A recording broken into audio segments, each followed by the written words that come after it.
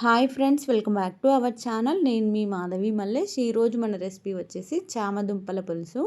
ఈ చామదుంపల పులుసుని నోటికి రుచిగా, పుల్లపుల్లగా, కమ్మగా ఉంటే ఇంకాస్త తినాలి అనిపిస్తుంది కదా. అందుకోసమైతే ఈ చామదుంపల్ని తీసుకుని పులుసుగానైతే చేశానండి. టేస్ట్ అయితే చాలా బాగా కుదిరింది.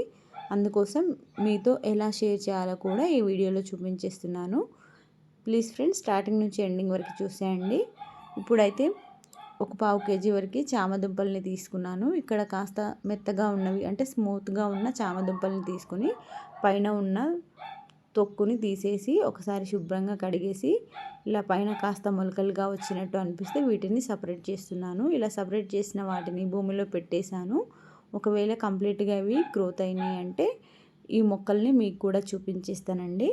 ఇప్పుడైతే ఇలా కట్ చేసిన తర్వాత ఒకసారి శుభ్రంగా కడిగేసి ప్రెషర్ కుక్కర్లోకి వేసుకోవాలి. ప్రెషర్ కుక్కర్లోకి వేసిన తర్వాత సాల్ట్ ఏమీ వేయకుండా ఇవి మునిగేంత వరకు వాటర్ని యాడ్ చేసుకోవాలి. ఇక్కడ ఒక 2 గ్లాసుల వరకు వాటర్ని యాడ్ చేశాను.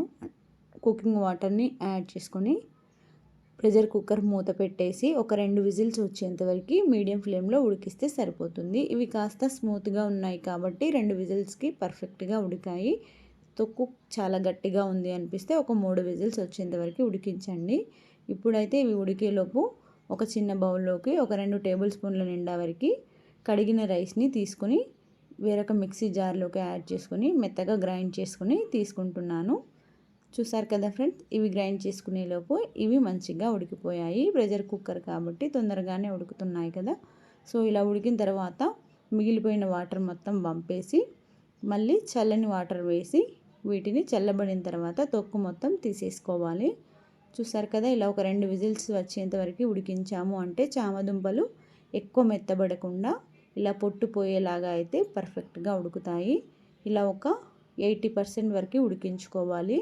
మరి 100% వరకు ఉడికించాము అంటే ఇందులోనే ఎక్కువగా ఉడికిపోయి కర్రీ చేసేటప్పుడు మొత్తం ముద్దలాగా తయారవుతుంది. అలా కాకుండా ఒక 80% వరకు ఉడికించుకొని ఇలా పీల్ ఆఫ్ చేసుకొని మనకి నచ్చిన సైజ్ అండ్ షేప్లో ఉండేలాగా కట్ చేసుకోవాలి. ఇక్కడ నేనైతే సన్నగా రౌండ్గా ఉండేలాగా అన్ని చామదుంపల్ని ఇలాగే కట్ చేసి తీసుకుంటున్నాను. చూసారు కదా, ఇక్కడ మొత్తంగా రౌండ్గా కట్ చేసి అయితే తీసుకుంటున్నాను. చామదుంపలు టేస్ట్ చాలా బాగుంటాయి.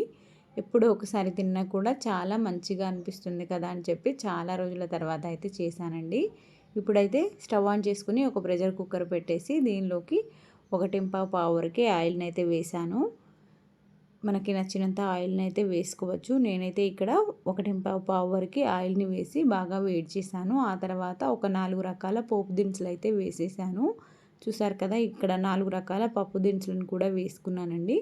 కొద్దిగా మినపప్పు, శనగపప్పు, మినపప్పు ఇలాంటివి వేసేసుకున్నాను. నచ్చినన్ని వేసుకోవచ్చు ఫ్రెండ్స్. ఇలా పప్పు దినుసులు అన్నీ వేగిన తర్వాత జీలకర్ర, ఆవాలు ఒక 10-15 వరకు మెంతులను కూడా వేసుకోవాలి. పులుసులోకి మెంతులు వేసి ఫ్రై చేసామంటే టేస్ట్ బాగుంటుంది.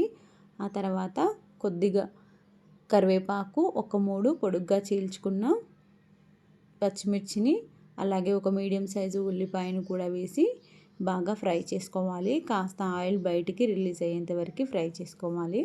ఆ తర్వాత ఒక 2 ఎండుమిర్చి, ఒక టేబుల్ స్పూన్ నిండా వరకు అల్లం వెల్లుల్లి పేస్ట్, అలాగే 1/2 టేబుల్ స్పూన్ నిండా వరకు పసుపుని వేసుకుని అంతా బాగా కలిసేంత వరకు కలిపేసుకొని అల్లం వెల్లుల్లి పేస్ట్ పచ్చివాసన పోయేంత వరకు బాగా ఫ్రై చేసుకోవాలి.